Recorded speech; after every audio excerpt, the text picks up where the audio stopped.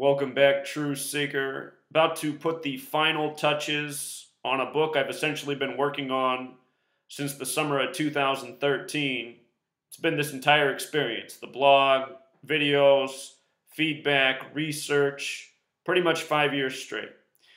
And what I said in 2013 when I began this work is I felt like we had 5 years as a people left to speak out. And I said after that, I don't know. Because I saw back then, and for a decade before that, the cracking down on the First Amendment, the right to freedom of speech. If you were paying attention after 9/11, part of the Patriot Act was something called free speech zones. In certain cities, you could only speak out about what was going on in the world in certain areas that were designated for free speech, which were places that weren't that populated. And if you weren't following those rules, you could be arrested. And it does seem that that law has faded away. I don't know if it's still on the books, but they're not enforcing it and talking about it in the news like they were after September 11th. But we've seen all these revised Patriot Acts passed ever since. And in 2011, I think the end of 2011, we saw Barack Obama. He signed an updated piece of legislation that had been around since the 50s or 60s, post-World War II era. But he made a change in this big write-up that they always renew, these presidents. You know, these bills of the past, the presidents just sign off on now and they don't make much buzz. He made an update in this document, and it declared the United States of America an active battleground in the war on terrorism. And the thing is, the way our Constitution's set up is that in wartime, you can, you know, the government essentially has greater reach. You know, they have more room to violate civil liberties and people's personal rights. And that's where we live now, an active battleground in the war on terrorism. Since then, we've seen the creation of ISIS and all of ISIS domestic terrorism recruiting and domestic terrorism influence. And, you know, upsurge in shootings in the community, and we've seen, or the community, the nation, all across communities. We've seen the militarization of police, you know, armored vehicles all throughout the nation, small cities, big cities, police with a lot more hardware on their body, bigger weapons. All of this stuff going on. And in the time I've been doing this work, I've proven that the news is planned theater to steer on this police state agenda, that elections are rigged, that sports games are rigged. A whole lot of stuff that so many people are deceived by. And we've clearly shown who is responsible. And with regards to who's responsible for stealing our liberties, scaring us every day with their media, abusing us with their government, you know, now censoring our right to free speech. With regards to those people, they're the ones who think we're animals. You know, in their Talmud, it says that a non-Jew is an animal. And, you know, I want to talk about this picture right here in light of what we're allowing to happen. You know, the building of this police state, the taking away of liberties. Again, the people who do this, they see us as animals. And in their Talmud, it says they have the right to rule over us, lie to us, enslave us. The purpose of our existence is so that we can work and labor for them so they don't have to. And, you know, this lion right here essentially represents we the people. You know, and this person right here, with his hand on the back of the lion, he essentially represents the Talmud thumpers. You know, the guy who controls your media, your government, your money, the things that control you. He's that. And he has total confidence that this lion, which he knows could destroy him, he knows the lion's not gonna, because the lion's been taught from a young age to obey the rules of the lion master. You know, be a good lion, you'll get your snacks throughout the day, you get your slabs of meat, you know, and whatever else the lion desires at the end of the day that allows him to be ruled over. And That's exactly what we have. We have a populace that's ruled over by liars, tyrants, people who use and abuse them.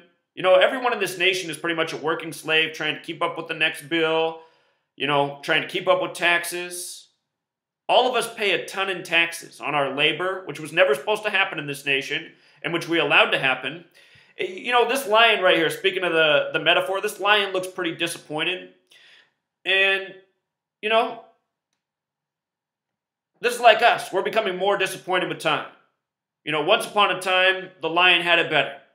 He got more meat each day. He got more leisure time, whatever the lion likes to do.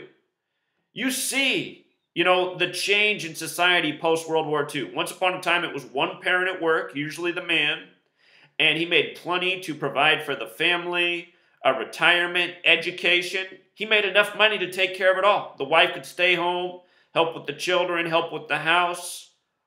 One parent out there paying the bills.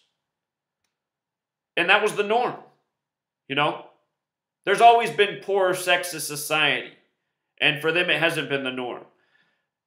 That's part of our society too, class system, and it's designed that way. But still, once upon a time, there was a very large middle class where this was the truth. I mean, for most of us who have a grandparent, that's the story we knew. The grandfather worked, grandmother raised the children, and they all did well, or better than most people do now. Now, almost every family's two parents working, hardly home, have to have other people raise their children, can't keep up. The treadmill of life is sped up.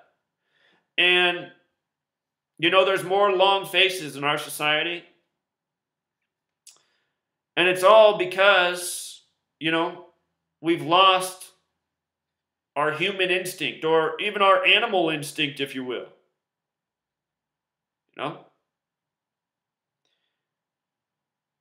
We've become the good caged animal, that just trusts in the master, no matter how the master treats us.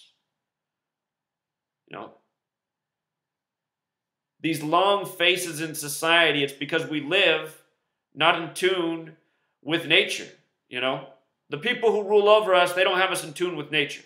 They have us in tune with the slave system. It's not good for anybody. It's why so many children hate school, It's why so many people hate their job.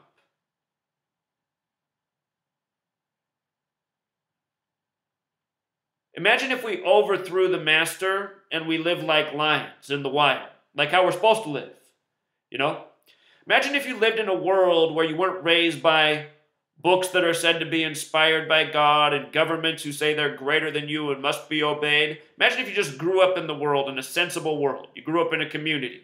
The community didn't have all this technology. What it had was common sense. Take care of the land around you. Grow the food. Take care of the place you live. Know your community. Interact with your community. Have good, make good times, memories with your community. That's the way people used to live, Now what do people do? Most families are broken families. One parent raising the children. Most families don't even get along. It's all because we've allowed it to get to this place. Everyone's stressed out from work, doesn't have enough money. They're feeding us junk food that's not good for us. That's the other thing before the wars. People used to just have organic food. There wasn't genetically modified food. There was just organic food.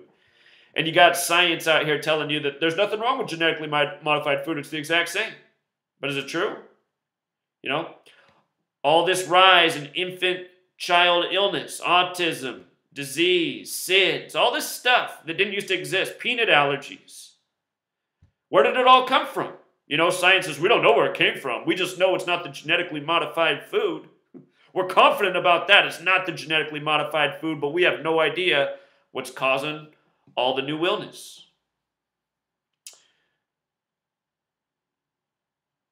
You guys, they know exactly what's causing the genetically modified illness. Why do you think every time, a person speaks out about autism and diet, that person is shamed in the media? That's why all the long faces, there's no truth in this world.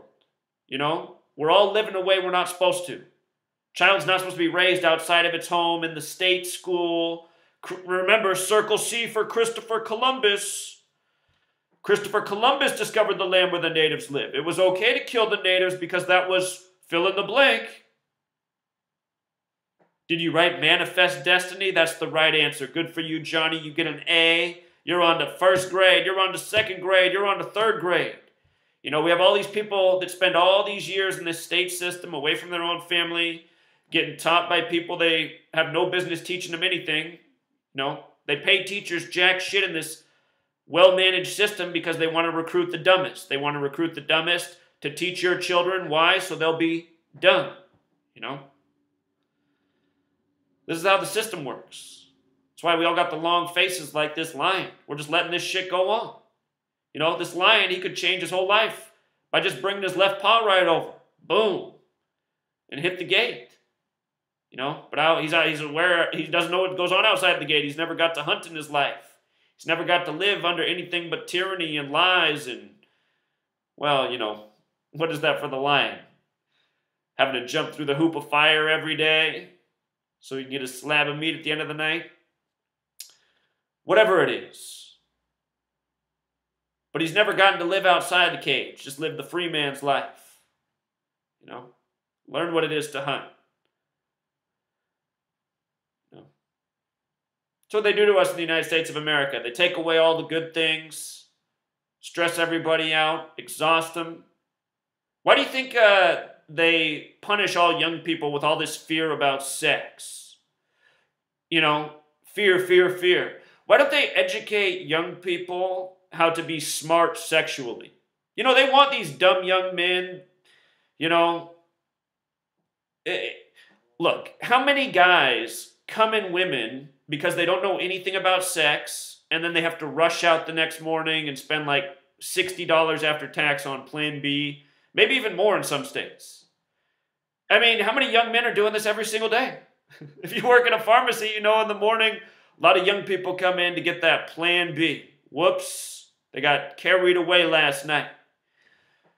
You know, if there was sexual education about like the signs that maybe you're about to come, then maybe the first time you did it, you know, you wouldn't end up coming in the woman and thinking, oh my God, I'm about to have a child as an 18-year-old. And we live in a society where people can't even talk about sex. They're just like so uncomfortable talking about sex when it's a normal human thing and pretty much everybody likes to do it unless they were abused as children, which also happens at an alarming rate. I used to work in a group home. You know, some people are traumatized with sex. And sometimes those people who get traumatized with sex, then they learn to use sex as a weapon at a young age. And that's a whole other conversation.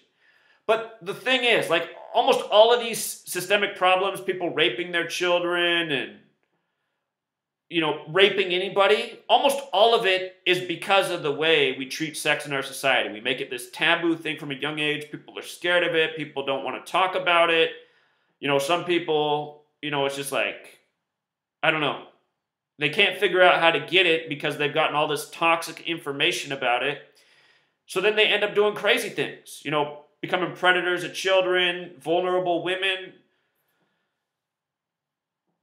All of this is from the lion living in the cage its whole life. You know, we live in a metaphorical cage. Information. You have to believe this from a young age. You know, all this culture shit we're given. It's just pure insanity, you know? And from living in the cage our whole life, we just allow insanity to go on. Totally out of tune with nature, you know. The whole society's out of tune. And I guess we don't realize it because our whole lives have been out of tune. But just like looking at this picture in this lion's face, it's just like looking at society. Obese, lonely, depressed people. What's in the entertainment that people are addicted to. You know, just believing nonsense, going against human nature. You know, telling kids from a young age certain plants are just so horrible for you. Stay away from those plants that might open your mind, might help you see the truth. But here, eat all this junk food and crap and, completely toxic diet that's advertised on television that your government totally sanctions and subsidizes.